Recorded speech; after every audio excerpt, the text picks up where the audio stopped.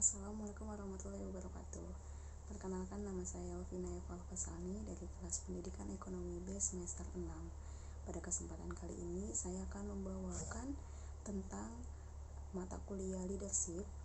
Sebagai dosen pengampu saya yaitu Bapak Yudi Yoskander, SIP MPD. Ya, pertama-tama kita akan membahas tentang konsep dasar kepemimpinan. Di sini ada beberapa ahli yang memberikan pandangan tentang kepemimpinan. Contohnya itu seperti Nordhaus. Menurut Nordhaus, kepemimpinan adalah proses di mana seseorang atau individu mempengaruhi sekelompok individu atau mencapai tujuan bersama. Nah, di sini banyak sekali tipe-tipe dalam kepemimpinan. Maka dari itu, ada juga banyak faktor yang mempengaruhi tipe kepemimpinan.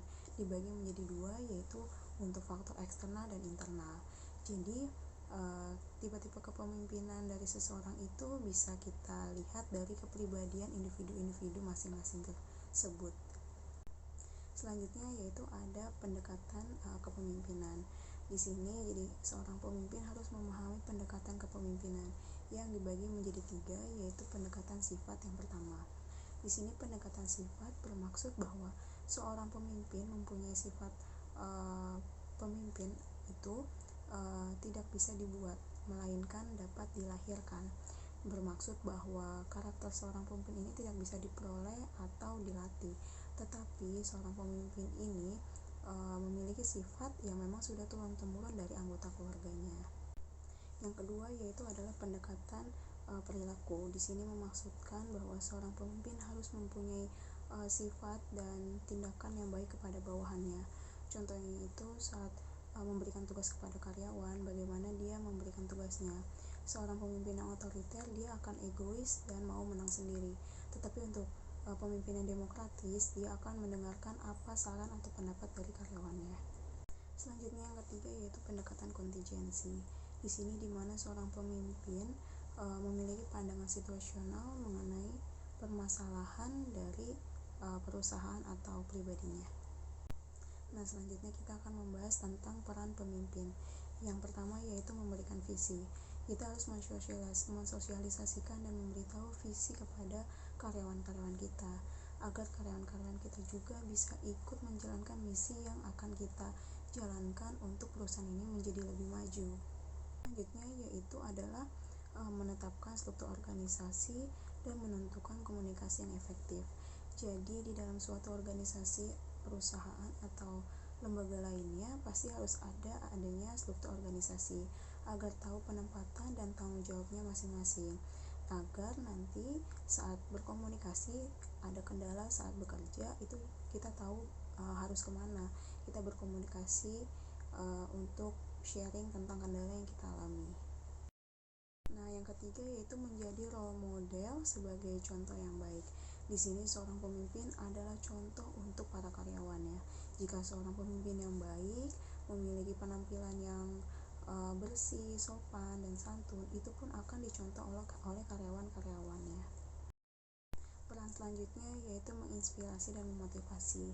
Seorang pemimpin bukan hanya bertugas untuk memberikan perintah kepada bawahannya, tetapi seorang pemimpin juga harus menginspirasi dan memotivasi para karyawan agar dapat bekerja dengan lebih baik lagi dan lebih semangat lagi.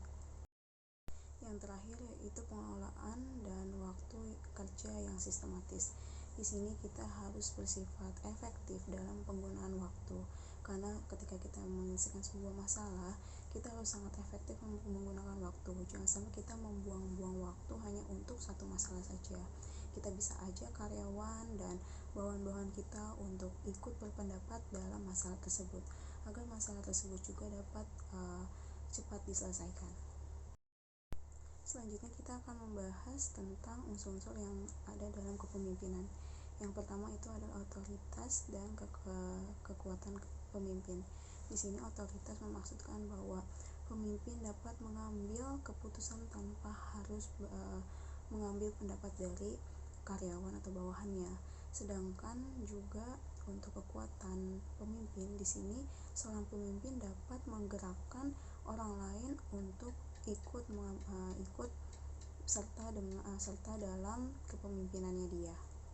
Yang Yang kedua yaitu kemampuan dalam menyatupadukan sumber tenaga manusia yang memiliki daya-daya motivasi yang bervariasi setiap waktu dan situasi. Di sini seorang pemimpin harus mengerti bagaimana cara memotivasi karyawannya, tujuannya apa, dan hal-hal yang lainnya agar perusahaan ini dapat terus berjalan dengan baik, karena karyawan dapat termotivasi untuk bekerja dengan semangat dan juga bekerja dengan baik lagi. Nah, yang ketiga yaitu kemampuan dalam mengembangkan iklim kerja dalam merespon dan membangkitkan atau menimbulkan motivasi. Yang sudah kita bahas juga tadi bahwa jika di perusahaan itu ada masalah di suatu bagian atau memang di perusahaan tersebut, seorang pemimpin hendaknya bisa memotivasi karyawan atau bawahan-bawahannya untuk tetap semangat menyelesaikan masalah tersebut. Dan juga yang tadi kita sudah bahas bahwa kita bisa mengambil pendapat-pendapat karyawan lainnya untuk dapat selesai menyelesaikan masalah tersebut. Yang terakhir yaitu kemampuan dalam mengembangkan gaya-gaya kepemimpinan.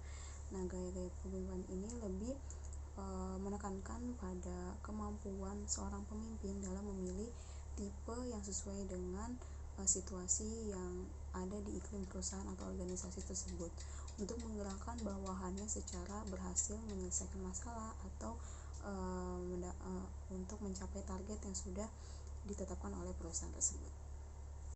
Ada banyak syarat-syarat pemimpin menjadi seorang pemimpin yang baik, tapi kita akan mengambil 5 contoh saja. Yang pertama yaitu kekuatan atau energi. Jadi seorang pemimpin ini harus memiliki kekuatan untuk melahirkan suatu semangat kepada karyawannya agar mampu bekerja keras dan mampu berpikir banyak untuk memecahkan masalah-masalah yang telah dihadapinya. Dan yang kedua yaitu adalah penguasaan emosional.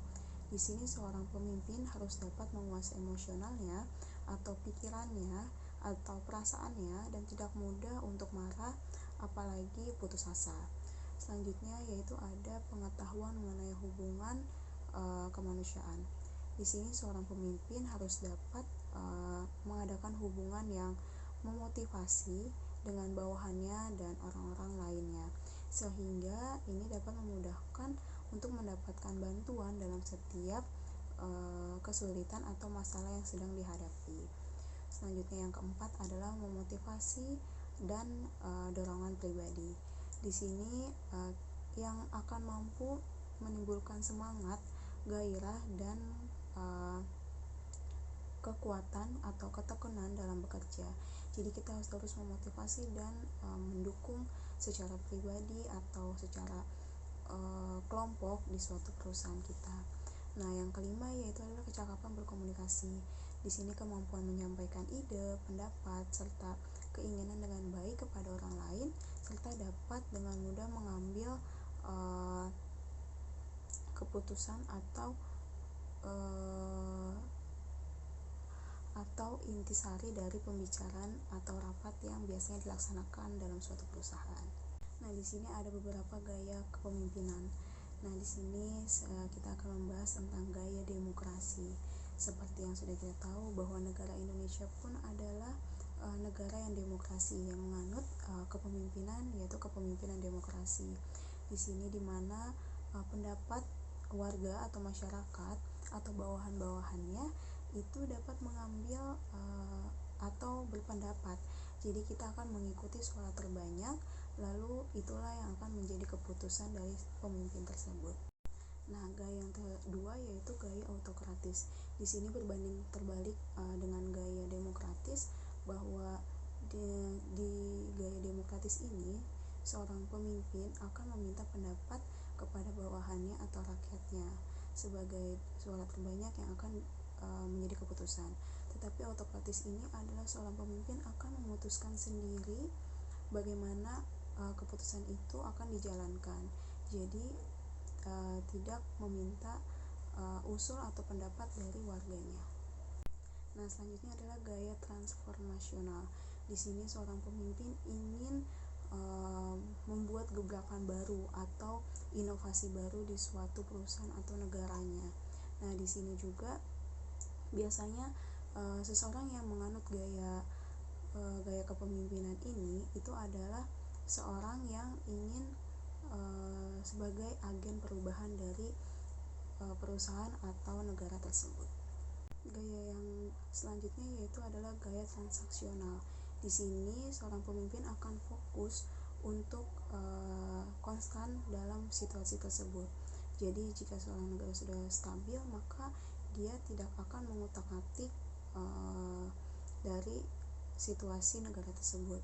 Jadi gaya transaksional ini dia lebih menekankan untuk rencana-rencana jangka pendek. Nah, gaya yang terakhir yaitu adalah gaya laissez-faire. Di sini seorang pemimpin akan meminta timnya untuk ikut dalam memimpin suatu organisasi atau perusahaan tersebut. Ya, itu saja yang dapat saya sampaikan mengenai mata kuliah leadership. Kurang lebihnya saya mohon maaf. Wassalamualaikum warahmatullahi wabarakatuh.